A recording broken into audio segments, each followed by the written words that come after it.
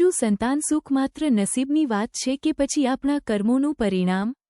જ્યારે કોઈ આંગણામાં બાળકની કિલકારી નથી ગુંજતી ત્યારે સમાજ તો સ્ત્રી પર આંગળી ચીંધે છે, પણ સત્ય શું છે? આજે આપણે વિજ્ઞાનના આંકડા અને ગરુડ પુરાણના એવા રહસ્યો વિશે વાત કરીશું જે કદાચ અત્યાર સુધી તમારી પાસે છુપાયેલા હતા. દોષ હંમેશા સ્ત્રીનો જ કેમ? શું ગરુડ પુરાણ પણ આ જ કહે છે? ચાલો જાણીએ ભગવાન વિષ્ણુએ ગરુડજીને આ વિશે શું સમજાવ્યું હતું. એક નાના હાથનો સ્પર્શ અને મા પપ્પા શબ્દ સાંભળવાની તડપ શું હોય છે, એ ફક્ત એ જ સમજી શકે જેના આંગણે હજુ સુનકાર છે. જો તમે અથવા તમારી આસપાસ કોઈ આ પીડામાંથી પસાર થઈ રહ્યું હોય તો આ વિડિયોના અંત સુધીમાં તમને એવો જવાબ મળશે જે તમારા હૃદયનો બોજ હળવો કરી દેશે. હું બહુ વિચાર વિમર્શ કરીને બનાવી રહ્યો છું કેમ કે આ વિષય ફક્ત ધર્મનો નથી, ફક્ત વિજ્ઞાનનો નથી. આ વિષય છે માણસની સૌથી ઊંડી તડપનો. સંતાન, એક બાળકની કિલકારી, એક નાનકડી હાથનો સ્પર્શ, કોઈનું મમ્મી કે પાપા કહેવું. દુનિયામાં કદાચ એવી કોઈ ખુશી ન હોય જે આથી મોટી હોય, પણ કેટલાક ઘરોમાં આ ખુશી આવતી જ નથી. અને જ્યારે આવતી નથી તો સમાજ શું કરે છે? ઊંઘળી ઉઠાવે છે, ટીકાઓ કરે છે, દોષ શોધે છે અને આ દોષ મોટાભાગે પડે છે ક્યારે? તે મહિલાના પર જે પહેલાથી જ તૂટેલી હોય. આજે આ વિડીયોમાં હું તમને ગરુડ પુરાણના તે રહસ્યો વિશે વાત કરીશ જે જણાવે છે કે સંતાન ન થવાના પાછળ ખરેખર શું કારણ હોય છે. પણ સાથે હું એ પણ કહીશ જે કદાચ કોઈ કહેતો નથી. તો જો તમે પોતે આ દુઃખમાંથી પસાર થઈ રહ્યા છો કે તમારા ઘરે કોઈ આવું હોય તો આ વિડીયો આખો જરૂર જુઓ કેમ કે આજે કદાચ કંઈક એવું સાંભળશો જે તમારા દિલને થોડી હલકી લાગશે. મિત્રો, વિડીયો આગળ વધતા પહેલા જો તમે ઈચ્છો કે ભગવાન શિવના આશીર્વાદ હંમેશા તમારા પર રહે તો આ વિડીયોને લાઇક કરજો અને કમેન્ટમાં જરૂર લખજો, ઓમ નમઃ શિવાય. મને યાદ છે કે થોડા વર્ષો પહેલાં હું એક ગામ ગયો હતો. ત્યાં એક વૃદ્ધા મહિલા મળી, નામ હતું સાવિત્રીબાઈ. તેમના પુત્રની લગ્નને 10 વર્ષ થઈ ગયા હતા, પણ કોઈ સંતાન નહોતું. સાવિત્રીબાઈ દરરોજ સવારે ઉઠીને પીપળાના વૃક્ષ પર પાણી ચડાવતા, દરેક સોમવારે વ્રત રાખતી અને દરેક મંગળવારે હનુમાનજીનું પાઠ કરતી. મેં પૂછ્યું, માં, આ બધું કરતી હો તો શું લાગે છે? ભગવાન સાંભળે છે?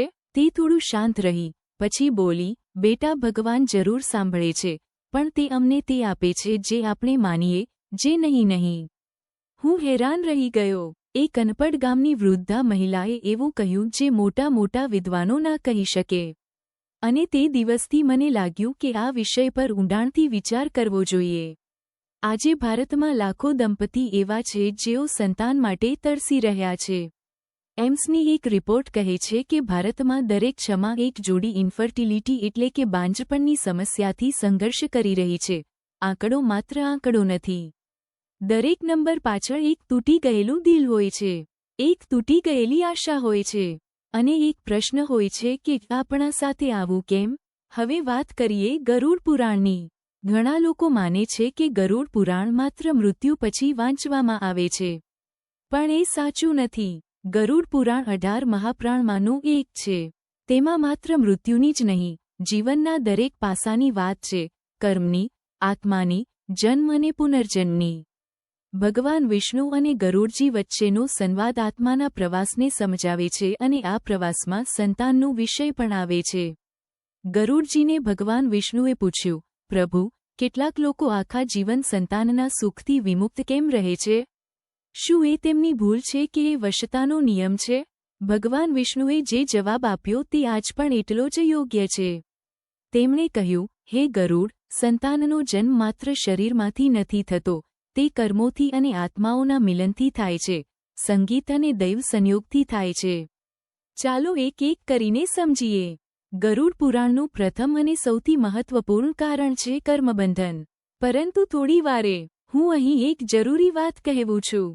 જ્યારે આપણે કર્મ કહીએ છીએ તેનો અર્થ એ નથી કે તું કંઈ ખોટું કર્યું છે અને તેથી તને સજા મળી રહી છે. આ વિચાર ખૂબ જ ક્રૂર છે અને શાસ્ત્રોની સાચી શિક્ષા નથી. કર્મનો અર્થ છે ઊર્જાનું સંતુલન.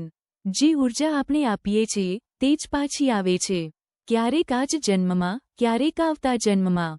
હવે ગરુડ પુરાણ કહે છે કે કેટલાક વિશેષ કર્મ છે જે સંતાન સુખને અસર કરે છે.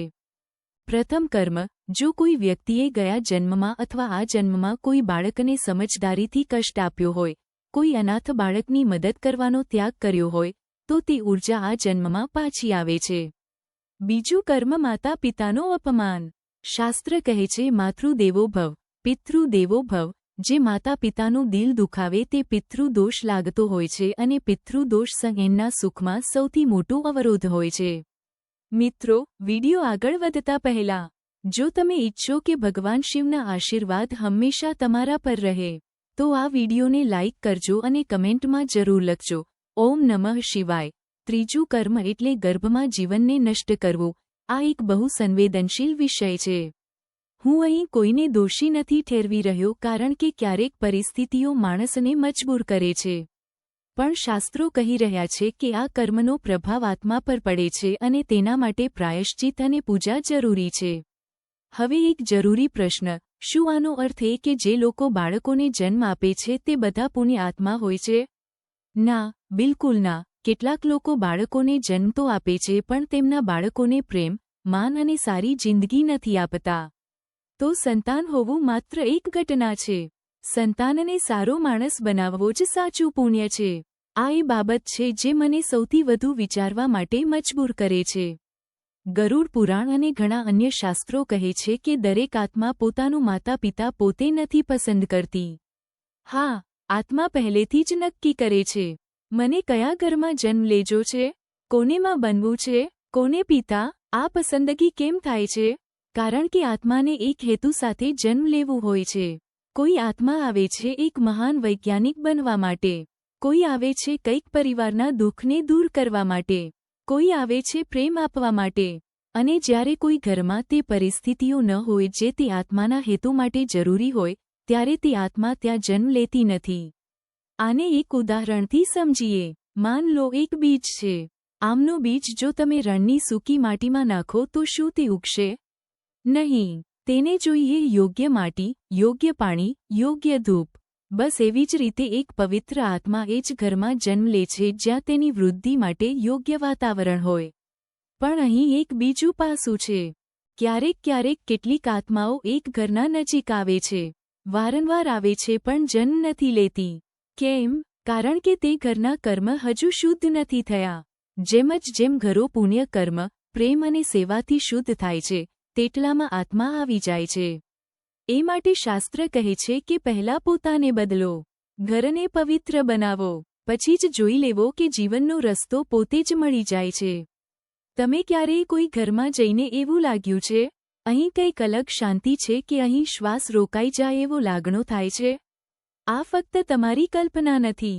દરેક ઘરની પોતાની એક ઊર્જા હોય છે, જેમાં રોજ ઝઘડો થાય છે, પતિ પત્ની એકબીજાને નફરત કરે તો, મોટા વડીલોને તકલીફ થાય તો, પૈસાની લાલચમાં સંબંધો તૂટી જાય તો, એ ઘરની ઊર્જા નકારાત્મક બની જાય છે અને એક નવો નરમ અને પવિત્ર આત્મા ઊર્જામાં જન્મ લેવાનું ઈચ્છતો નથી. આ કોઈ અંધવિશ્વાસ નથી. આધુનિક વિજ્ઞાન પણ કહે છે કે બાળકના જન્મ પહેલા માતાની માનસિક સ્થિતિ મહત્વપૂર્ણ હોય છે, જે ગર્ભમાં રહેતા બાળકને અસર કરે છે. બાળક પર આનો મોટો અસર પડે છે. જેને ટેન્શનમાં રહેતી માતાના શરીરમાં કોર્ટિસોલ હોર્મોન વધે છે જે ફર્ટિલિટીને ઘટાડે છે. એટલે વિજ્ઞાન પણ કહે છે કે પ્રેમ અને શાંતિ જીવનમાં ખુશહાલી લાવે છે. મને યાદ છે એકવાર એક મિત્રએ કહ્યું કે તેમના સંબંધીઓના ઘરે 10 વર્ષ સુધી બાળક નથી થયું. ઘરમાં રોજ લડાઈ, સાસ બહુનો ઝઘડો, પતિ પત્નીમાં કંઈ પ્રેમ ન હતો. પછી એક દિવસ બંનેએ નક્કી કર્યું કે બધું છોડી દઈએ, નવું જીવન શરૂ કરીએ. શહેર છોડ્યું, નવી જગ્યા ગયા, સંબંધો સુધાર્યા, માતા પિતાને માફી માંગી, મંદિર ગયા, સેવા કરવા લાગ્યા અને 1 વર્ષના અંદર તેમના ઘરે બાળકની કિલકારી ગુંજી. શું આ માત્ર સહયોગ હતો? હું એવો નથી માનતો. હવે મને એક વાત કહેવી છે જે કદાચ કોઈને સારી ન લાગે, પણ આ કહેવી જરૂરી છે કે અમારા સમાજમાં જ્યાં દંપતીને બાળકો નથી થતા ત્યાં જે થાય છે તે બહુ કઠિન હોય છે.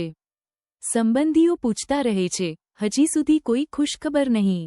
પડોશી ફફડાવે છે, સાંભળ્યું છે ભાભીમાં કંઈક ખામી છે. માતા પિતા ટાણે આપે છે, અમને તો નાતી પોતા જોવા માટે જ મળતા નથી. અને સૌથી વધુ દુઃખ આપનારી વાત તો તહેવારોમાં શાદીમાં તેમને અલગ નજરથી જોવામાં આવે છે. બાંજ નિસંતાન અધૂરા આ શબ્દ કોઈ વ્યક્તિની આત્માને તોડી નાખવા માટે પૂરતો છે. હું તારા પાસેથી એક પ્રશ્ન પૂછવા માંગુ છું. જો કોઈ તને કહે કે તું અધૂરો છે, તારી જિંદગી બેકાર છે, તારા જીવવાનું કોઈ અર્થ નથી, તો તને કેવું લાગશે? બિલકુલ એ જ લાગણીઓ આ દંપતીઓને દરરોજ દરેક તહેવાર કે મિલનમાં થાય છે. શાસ્ત્ર કહે છે કે કોઈના દુઃખ પર મીઠું છાંટવું પોતે એક પાપ છે. તો જો તું આવું કરી રહ્યો છે તો રોકી જઈ, અને જો તું આવા દુઃખમાં છે તો જાણ લેજો કે તું એકલો નથી અને તું અધૂરો નથી. હવે હું તને એવું કશું કહેવા જઈ રહ્યો છું જે કદાચ પહેલાં કોઈએ ન કહ્યું હોય. ક્યારેક સંતાન ન હોવું સજા નથી, આ સુરક્ષા છે.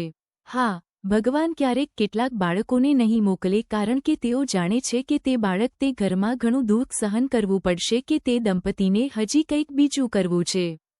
તેમના જીવન માટે બીજું કોઈ હેતુ છે. હું તમને એક ઐતિહાસિક ઉદાહરણ આપું છું.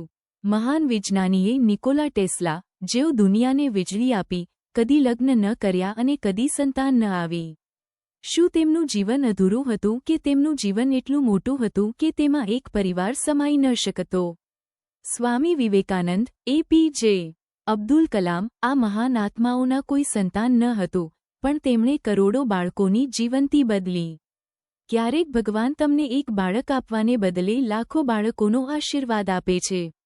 હવે વાત કરીએ તે ઉપાયોની જે શાસ્ત્ર જણાવે છે. પરંતુ પહેલાં એક વાત, આ ઉપાયો જાદુ નથી, શોર્ટકટ્સ નથી. આ તમારા જીવનને શુદ્ધ કરવાની માર્ગો છે.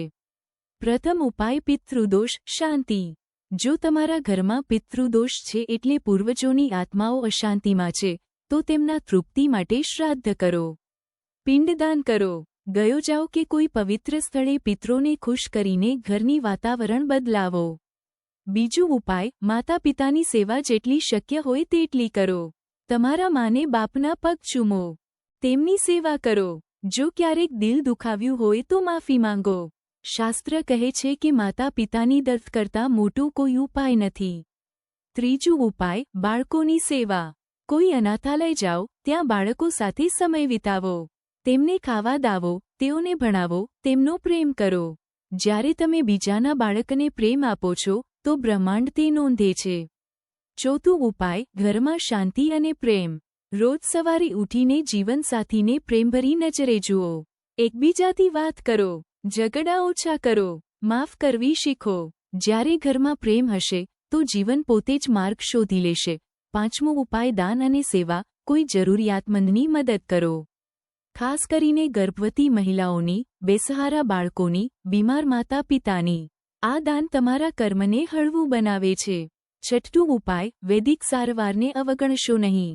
હા, હું આ પણ કહી રહ્યો છું કે શાસ્ત્ર અને વિજ્ઞાન બંને સાથે ચાલી શકે છે. આરવીએફ, આઈયુઆઈ, દવાઓ, આ બધું પણ ઈશ્વરની દાન છે. ડોક્ટર પાસે જાઓ, તપાસ કરાવો, સારવાર કરાવો અને સાથે પ્રાર્થનાનું પણ ચાલુ રાખો. બંને એકબીજાના વિરોધી નથી. જો તમે તે દંપતી છો જેમણે બધું કરી લીધું, દરેક મંદિર ગયા, દરેક ડોક્ટર બતાવ્યો, દરેક ઉપાય કર્યો, અને છતાં ખાલી હાથ છો, ખાલી ગોદ છે અને હવે થાકી ગયા છો, તો હું તમને એક વાત કહેવા માંગુ છું, ખૂબ પ્રેમથી અને ખૂબ આદરથી, તમે હારી ગયા નથી. તમે એવી લડાઈ લડી રહ્યા છો જેને બહુ ઓછા લોકો સમજી શકે. અને આ લડાઈ તમને નબળું નથી બનાવતી, આ તમને મજબૂત બનાવે છે. મેં ઘણા આવા દંપતીઓને જોયા છે જેમને બાળક નથી થયું, પણ તેમણે પોતાની જિંદગી બહુ સુંદર રીતે જીવી. કોઈએ અનાથ બાળકોને અપનાવ્યો, કોઈએ ગો ખોલી, કોઈએ સમાજની સેવામાં પોતાને લગાવી દીધું. અને એ લોકો આજે સૌથી ખુશ છે, સૌથી પૂર્ણ છે, કારણ કે તેમણે સમજ્યું કે જિંદગીનો અર્થ ફક્ત એક બાળક જન્માવવું નથી. જિંદગીનો અર્થ છે પ્રેમ આપવો અને પ્રેમ વહેંચવો. મિત્રો, આજનો આ વિડિયો બનાવતી વેળાએ મારી આંખો ઘણીવાર ભરી ગઈ કારણ કે હું જાણું છું કે આ દુઃખ કેવું હોય છે. મારા પરિવારમાં પણ કોઈ એવો છે. કદાચ તમારા માટે પણ હોય અને એ લોકો માટે આ વિડિયો છે. તો જો તમે એવી કોઈ દંપતીને ઓળખો જે આ દુઃખમાંથી પસાર થઈ રહ્યા હોય, તો આગળ મળતા વાર એ ના પૂછો કે ક્યારે થશે. બસ પૂછો કેમ છો, બસ એટલું જ પૂરતું છે. અને જો તમે પોતે એ દુઃખમાં હો તો યાદ રાખો કે દરેક ખાલી ગોદ અધૂરી નથી. કંઈક જીવનમાંથી પણ મોટા ઉદ્દેશ્ય માટે છે. આપણું જે થવાનું છે તે થશે અને ઈશ્વરના યોજના હંમેશા અમારી સમજથી મોટી હોય છે. પ્રેમમાં રહો, શાંતિમાં રહો અને વિશ્વાસ રાખો. જે બનવાનું છે તે બની જશે. જે નહોતું બન્યું તેની પાછળ પણ કદાચ એક દિવસ કારણ સમજાશે. દોસ્તો, જો આ વિડિયોએ તમારા દિલને થોડું પણ સ્પર્શ્યું હોય તો તેને શેર કરો. કોઈ એવા વ્યક્તિ સાથે જે આ દુઃખમાં છે અથવા જેને આ દુઃખ સમજાતું નથી, કારણ કે ક્યારેક એક વિડિયો કોઈની જિંદગી બદલાવી શકે છે. ચેનલ સબસ્ક્રાઇબ કરો, બેલ આઇકન દબાવો અને નીચે કોમેન્ટમાં લખો, દર આત્માનું એક સમય હોય છે. જો તમે આ સાથે સહમત હોવ તો મળીએ આગળના વિડિયોમાં. ત્યારે સુધી જય શ્રી રામ.